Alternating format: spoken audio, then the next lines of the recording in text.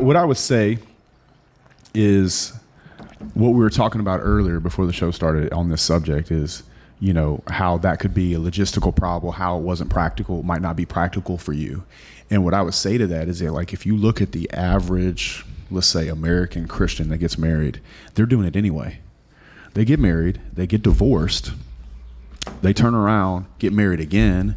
Now they have this weird co-parenting situation where there's all this argument and fighting most of the time over the male ego of the stepfathers or the women. You know, there's this back and forth. So there's all this trash talking about both parents' sides. This is a lot of my childhood was around this. So with this model, although it might not be fair, it might not, it hurts, it's bullshit, all those other things. I'm not disclaiming that. In fact, I think it could be painful for a woman to go through that at times. But at the same time, if you're honest and you're upfront and you're taking care of your responsibilities, you're actually removing that step parent element from it.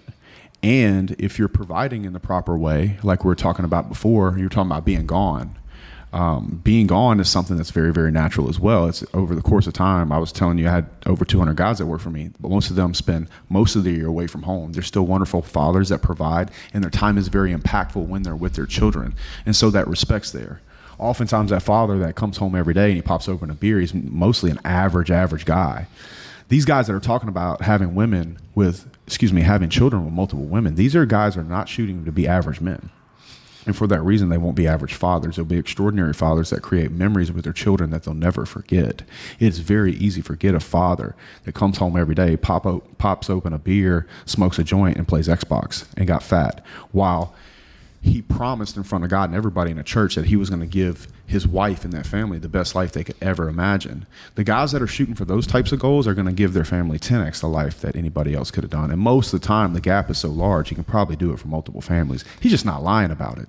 Okay, so what you're saying is maybe it's more practical than it seems, because if you're someone who's, we'll say, a high value man for don't you hate it? Cringy? I hate it. I hate it, but it communicates quickly what we're trying to say. It's good in the conversation. Yeah, like I can feel us both like cringing. Yeah, it's like, I'm glad you said it. Yeah, but gotcha. Gotcha. Yeah, I got it. So the high value man. So assuming you're a guy who's like making good money, you have your, not just with the money though, right? You have your shit in order, your body's in order, your priorities in order, you have healthy habits, you cut out a lot of BS. Yeah. You're saying that you may, even if you're not physically present, because if I was to push back, I was going to say that if, in my case, and for me, there's two angles here. One angle is my personal preferences. I'm someone who is more of an introvert. I tend to more get lost just in like the projects I have, whether it's YouTube, whether it's, I used to like love building computers. I've been playing this sport paddle here all the time that you got to try out. Bro. It's not in the States. It's the fastest growing sport in the world. I see it in Miami, bro. I see it in Miami all the time. It's right off Biscayne. Yeah. It's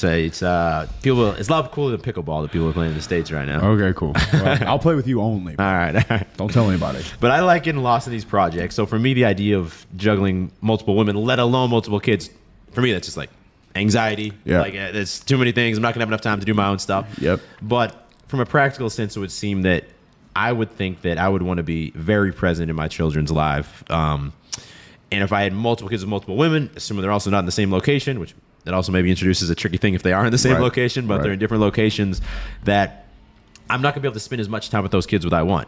And to your point, time alone is not quality time, right? And maybe through things like FaceTime and traveling frequently or having them travel frequently, you can fill that void. But I'd be worried that they'd end up getting raised by kind of like a single mother with time to time masculine influence. And I think we can agree, like, being raised by a single mother is not going to be the best for a kid. Sure. So a lot of those single mothers are disenfranchised with men that they wish they didn't have children with. I'm not talking about that. I'm talking about women that are absolutely in love with you and respect you, and you have a partnership and a bond between them. I watched one of my little girls play yesterday for 30 minutes, and I was texting mom, she busted her ass. She's almost there because she's just about to take her first steps, man. By the way, it's the first time I've ever said I have children on the internet. Justin's got children. Multiple. How to beast. We did it. Okay, cool. How many man? You got multiple children. Bam. Plural. So the point is that I think it's about the relationship itself, because you see this model, and that people are trying to do it and they're failing at incredible rates and they're wrecking children. What I want for my children is to know the truth of the world, You know what I'm saying? How to navigate through it and create a situation where they have choice. I could have sons that turn out to be gay. I'm fine with that, bro. As long as they understand, you know, how the world operates and they listen to me in regards to how to create competencies so they have enough abundance in their life so they can make the choices. That's all I want.